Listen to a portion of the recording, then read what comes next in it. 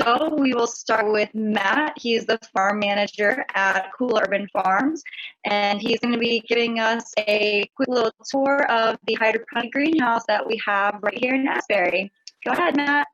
All right. Thank you for hosting this, first of all. My name is Matt van Oosterhout, one of the managers here at Kula Farm. I'll start with the most asked question that I get after one of my talks, and that's, where are you from? I'm Dutch. I'm from the Netherlands. I've been here for 10 years. I'm not going to lose this accent. I'm going to have to stick with it. I'm just one of the managers here. I manage this farm together with Miss Lisa Bagwell, and she's probably the most environmental aware person that I know. For instance, one thing that she does is she uses trash to create art. She's an artist. She leaves all her little art projects all around the farm, also on display at galleries sometimes. And I think that's just a great way to, be sustainable. I'm going to talk a little bit about the farm in general first, about sustainability, and there should be some time for questions. So we're here in Asbury Park. We're on the west side of Asbury Park, not the best part of town, unfortunately. We are part of a larger nonprofit called Interfaith Neighbors, and they developed the Springwood Center. That's what I'm looking at right now, right across from us.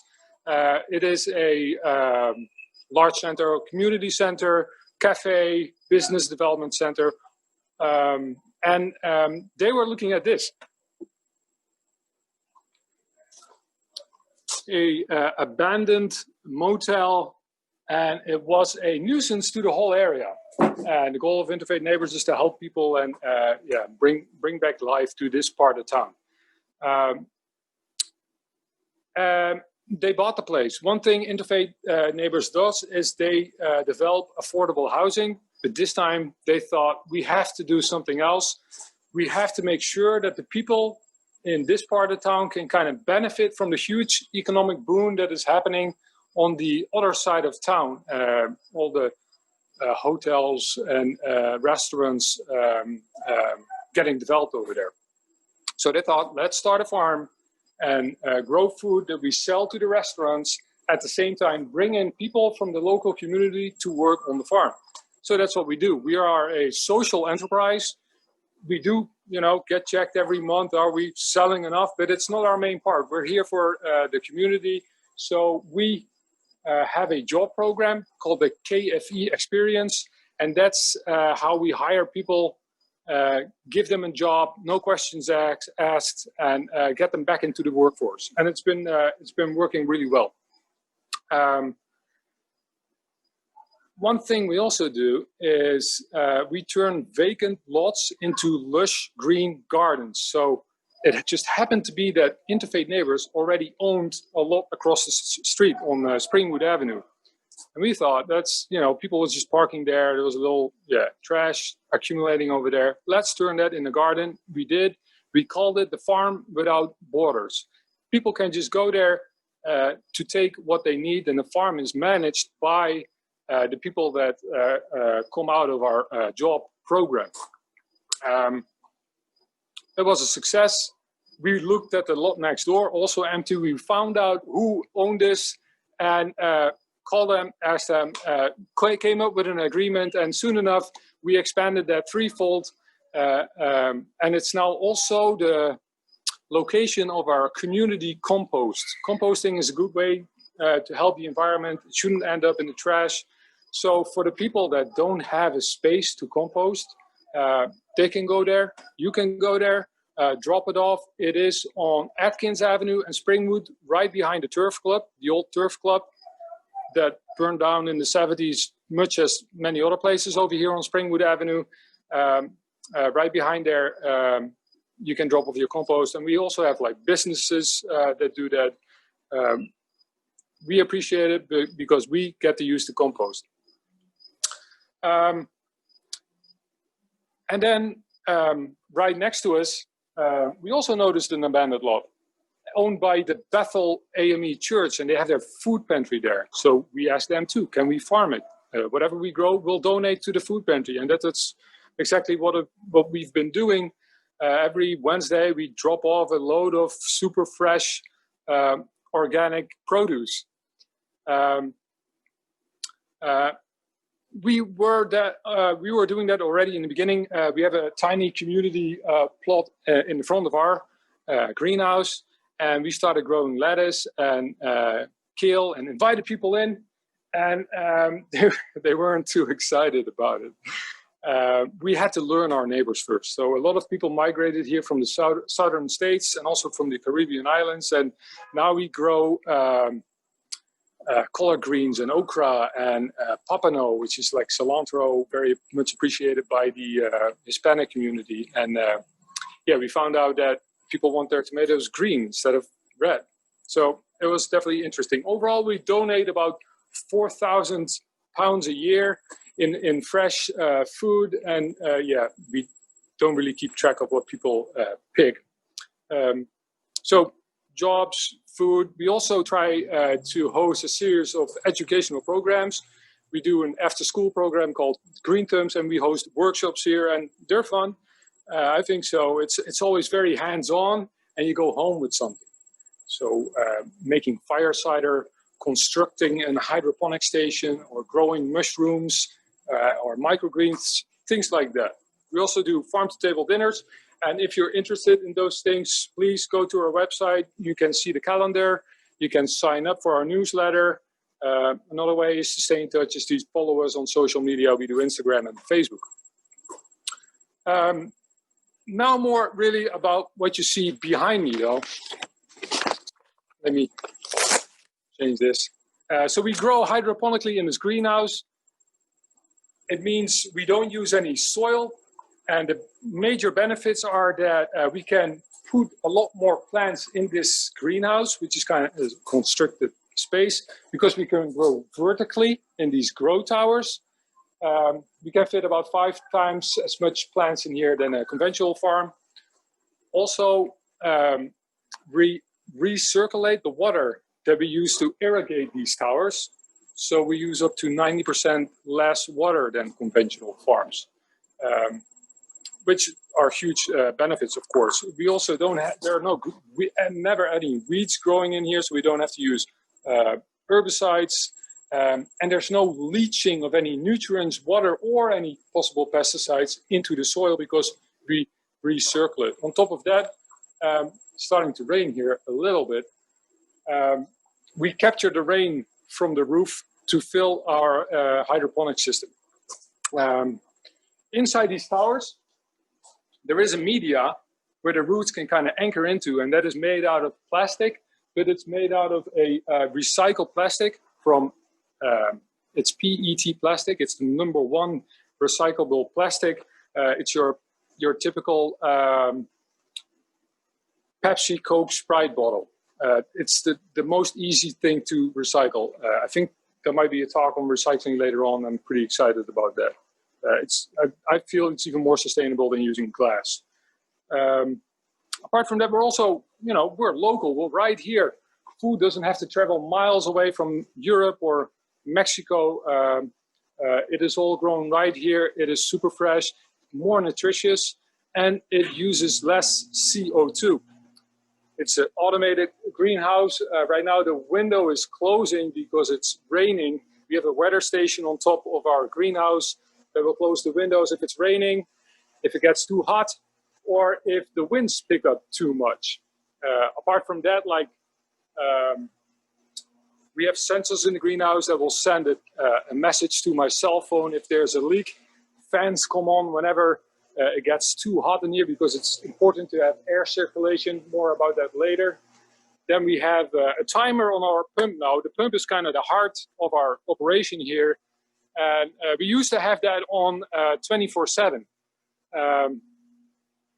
We visited a similar farm and they said, no, we just run it once every hour or so. So we were able to cut our energy bill in half by doing so. Then we also have grow lights, especially in the wintertime, to kind of extend the day. I turned some of them on for you. You should see this place at night. It really lights up in this kind of purplish magenta color. The reason is, I can turn the light a little bit. So it is actually blue and red light.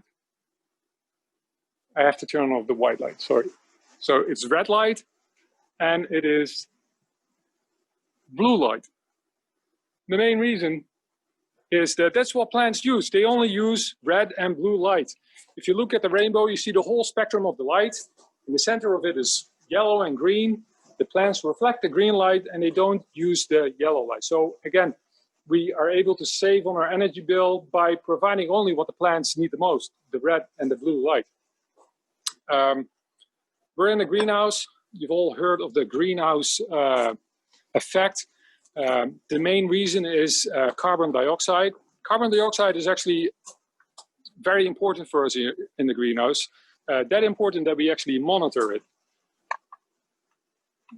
Let's see if you can see right now. It is 384. That is kind of the ambient level of greenhouse gases in the atmosphere. It used to be a lot less, by the way. It used to be less than 300 parts per million is that. I'm going to stand close to it and talk to it. We people exhale carbon dioxide and plants take up the carbon dioxide. We take up the oxygen that they produce. I'll show you now. We're at 400 something already. It will keep going up as long as I talk close to it. So in the atmosphere is about 400. It used to be 300. Because of the industrial revolution, our people have added a quarter of carbon dioxide to the atmosphere, and it's going up steadily. Plants love it. So plants actually would prefer double of it. They like it around 800 and a little bit more. So whenever it is a sunny day, it's over 500 now. Whenever it's a sunny day, there's sunlight. We provide all the nutrients they need. There's water. The next limiting thing basically is the CO2. So we make sure that the windows are open, there's enough fans going, and even on a wintry day, when it's cold outside and we can keep the windows closed, we'll supplement CO2 to make these plants grow faster. What I tried to illustrate over there is, what they say, it's true. If you talk to your plants, they will grow faster for the reason that they will get more carbon dioxide is one there. The kind of cons of having hydroponics is that there is quite some plastic in this greenhouse. We've used these grow towers for 5 years now, and we don't see any signs of degradation. The grow media is recyclable. So we feel okay about this. In general, I think it is a more sustainable operation than conventional farms. Now, I think I talked for about 15 minutes, and there should be some room for questions. I think I saw some come by, but maybe Sarah or Irnia can unmute and bring them up. Right. Yeah, so you got a couple questions. We'll see if we should be able to answer them all. The first question is, can compost be dropped off anytime by anyone? Yes. The compost site is on Atkins Avenue, and it's very easy to just pull over your car for a second and drop it off. We ask people not to include compostable plates and cups because they might be biodegradable, but we are not able to compost them in a short amount of time. And then also please no yard waste, because we don't want more weeds. But your coffee grinds and your food scraps basically are welcome from everyone at any time of day, because we don't need to be there.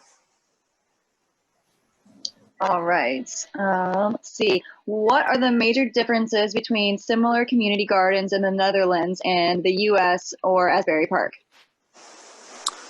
Oh, well, even our community garden over here is kind of different. Your standard community garden is where you kind of rent a plot and you take care of your little plot, whereas over here, we do call it the community garden, but we kind of manage it, and then it's free for everyone to take. I'd say in the Netherlands, it's not much different than over here. All right, we'll keep going. I think you might have covered, do you sell vegetables to restaurants? Yes, we do sell vegetables to restaurants, and of course, one way to support us would be to eat at one of our one of the restaurants. We have a list over here that I'll show you. So Langosta, Cardinal, Pulp, The Grand, Tavern, Stella Marina, Watermark, Medusa, and Pasta Volo are currently buying our produce. And then can people outside of restaurants, can individuals purchase vegetables from you as well? Oh, sorry. Yeah. Thank you very much for that question. Of course, when the coronavirus endemic happened, all the restaurants closed and we weren't able to sell our produce anymore. So quickly we opened a web shop, and now everyone can come. Please go to our website, kulafarm.org. Place your orders. It's highly seasonal what we sell, so you know that what you're buying is in season at the moment and locally grown, organic, officially hydroponics. We may not, it doesn't qualify as organic because it's not grown on manure and compost, but we don't use any pesticides, and it just tastes good. I have a 1-year-old and a 4-year-old, and they're eating all kinds of vegetables. All right, I'll keep it moving. What are the top 5 plants that you grow? That was my timer. We've got lettuce, a couple more, so yeah, we'll wrap it up. Lettuce, kale, chard, tomatoes, right now basil, and red vein sorrel. All right. And so this question will follow nicely with our next speaker. I believe from him too. So the actual ambient CO2 is about 410 parts per million. Is it lower in your greenhouse because the plants are taking up the CO2? Yes. And it will get higher at night when they start their respiration. Good. And last 2 questions for you. Should people not include animal products in their compost, for example, eggshells and meat scraps? Yeah, no meat scraps. Eggshells are welcome.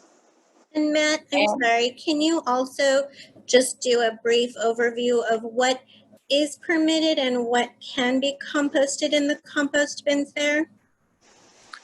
It is listed on our website. Also, yeah, food scraps, coffee grounds, eggshells are welcome. Yard waste not, and food scraps not, and no compostable paper plates and cups.